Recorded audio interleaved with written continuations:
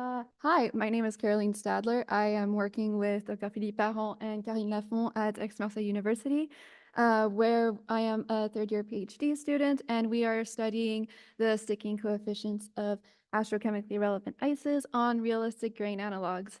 And we have found through several projects that it is lower than expected. Okay,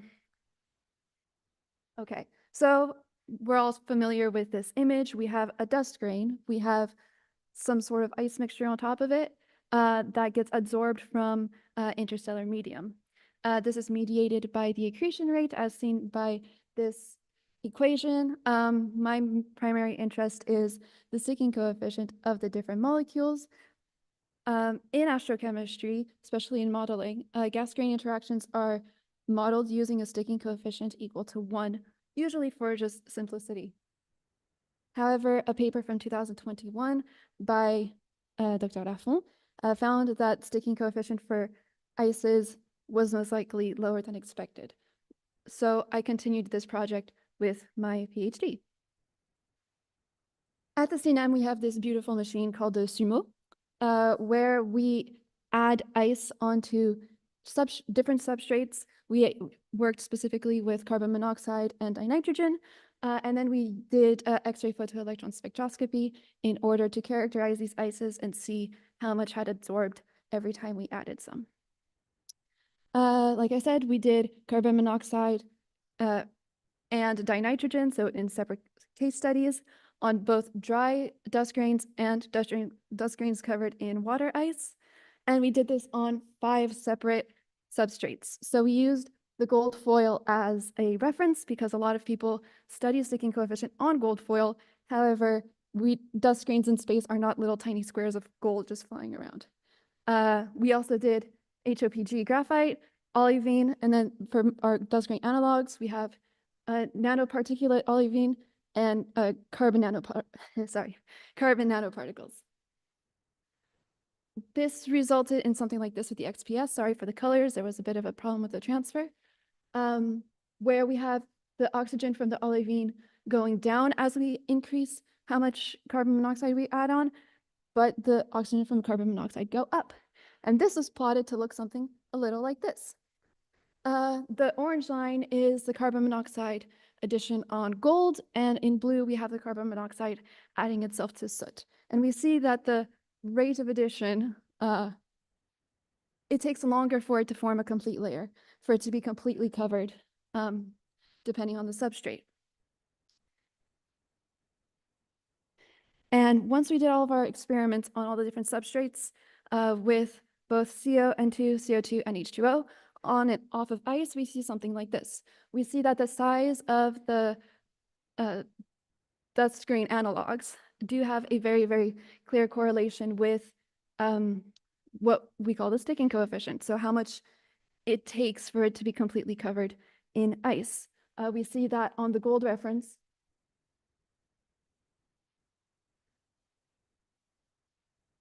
There it is. We have our sticking coefficient of 1, which we did also replicate using XPS. However, as soon as we get to other substrates like the olivine crystal and HOPG, we're at around a sticking of 0.4. And with our dust grain analogues, we have a sticking of around 0.1. This gave us really the incentive to keep exploring this further. And also for now, I just want to say, my first paper is up about this. So if you want more information specifically about the XPS aspect, you'll be able to find it on this paper. This is not an isolated case. We see this also in atmospheric studies, especially the ice nucleation on atmospheric particles. We see this also in clouds, and where we see that the size of the particle on which ice absorbs does have an effect on the cloud nucleating ability. We also see this in a quantum system, for example, and most notably in capillary condensation, where, for instance, here we have a cluster of water molecules covered in hydrogen, and we see that the hydrogen in the simulation likes to nestle itself in the little crevices made by the water molecule aggregate. So to contextualize this, we took pictures of our carbon soot, and I took a day to outline several of these images in order to see sort of what these carbon soots look like. As you can see, so these are two different ones. I took two quite different ones. One of them does have a lot of flat areas, and one of them has a lot of bumps and little cavities. So the idea is if the H2, or if the ice likes to nestle itself in the little cavities, maybe also on flat areas, but then it would probably avoid the bumpier areas like we saw on the H2O aggregate. Having a closer look, again, we see that there are circled in orange divots in the soot grains. We see little mountains circled in purple, but in blue we also see our large flat areas, which look something like this. Now this looks quite a bit like our typical image of HOPG layers, which is what pushed me to actually do a second part of the project, which was I went to Denmark for now 4 months, off and on, where I studied with Leo Hernecker and Fredrik Simonsen at Aarhus University, where we did a low temperature scanning tunneling microscopy. This was at 4 Kelvin using liquid helium, where we added carbon monoxide sequentially on HOPG in order to see how it would absorb. Now, when I went there with my idea, I got a lot of comments saying that it's just not going to work. CO is not stable enough on HOPG, even at low temperatures. You're not going to see any ice formation. But then we tried, and we have these beautiful images. We have our CO here, we have our HOPG here, both resolved. So this pushed up us to keep going. So we came up with 3 quasi-conclusions for now. Like it says in yellow, analysis is still in progress, but this is what we think we're looking at so far. CO absorption would occur on HOPG, so on the flat areas of dust grains, something like this. First, it creates little islands, and these islands become bigger and bigger and bigger until you get a full layer. And in this full layer, you see the little yellow dots, which we believe to be multi-layer. And after even more processing and more addition, these layers start developing kind of weird patches, which eventually we've kind of figured out are probably packing structures. I do have more images of this, and I don't have them on the presentation, but feel free to ask me about them afterwards. Now, when comparing the XPS to the LTSTM results, we do see that the small details are what matter. This is a plot that we got from the XPS demonstrating the development of the monolayer in the little open bubbles and the multilayer in the, well, I guess, darker open bubbles. We see that the multilayer starts growing directly with the monolayer, which is something that we see here. If the yellow dots are the multilayer, we see that they're developing at the same time as the monolayer, these little bigger islands that we see. A secondary point is that we also measured the development of the sticking coefficient as we added things in the XPS. And we see that the sticking coefficient grows, shrinks, and grows again. We saw this here as well, because once we got to this full layer point, it became really difficult for us to actually add anything else. It was difficult to see a development in this layer. So we think that at this point, we were somewhere around here. Now, I got I got curious this morning, actually, about this other development that I thought would happen. So again, these are the 2 same graphs that I showed you 30 seconds ago.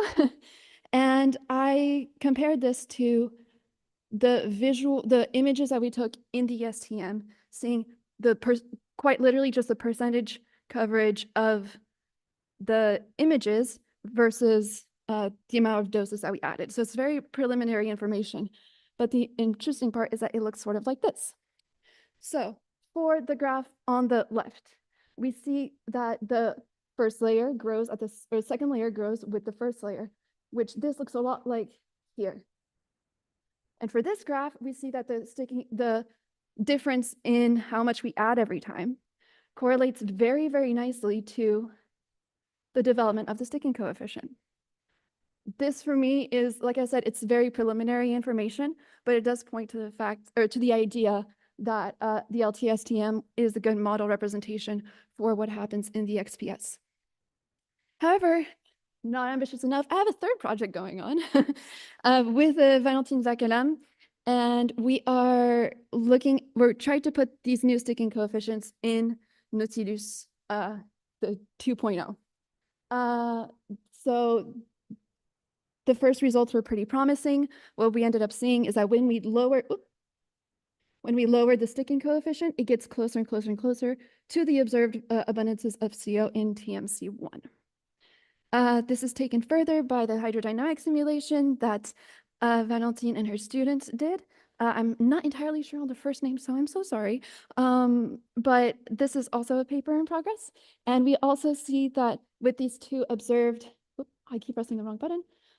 With these two observation curves, we see that in the hydrodynamic simulation, lowering the sticking coefficient does push the abundances of CO towards something more relevant to observations, which demonstrates that the sticking coefficient might be a good start towards the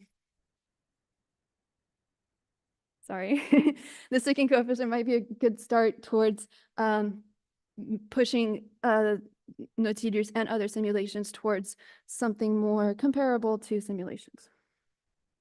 So conclusions and perspectives, this was all built from Nefflem's paper in 2021, but basically we need to revise accretion rates and sticking coefficients. ISM dust grains condense far less gas than previously thought.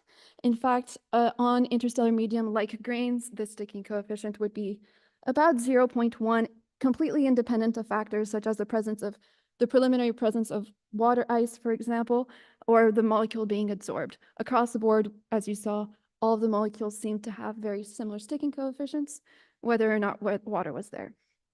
This itself has time-based astrophysical implications, resulting in it taking about 10 times longer for molecules to absorb onto dust grains. This was shown in XPS to be a physical effect. It's still being analyzed in LTSTM, but so far to pretty promising results, and its importance has been highlighted in Nautilus 2.0. So I would like to thank everybody that I've been working with, which is a lot of people at this point, and thanking you for listening and asking if you have any questions.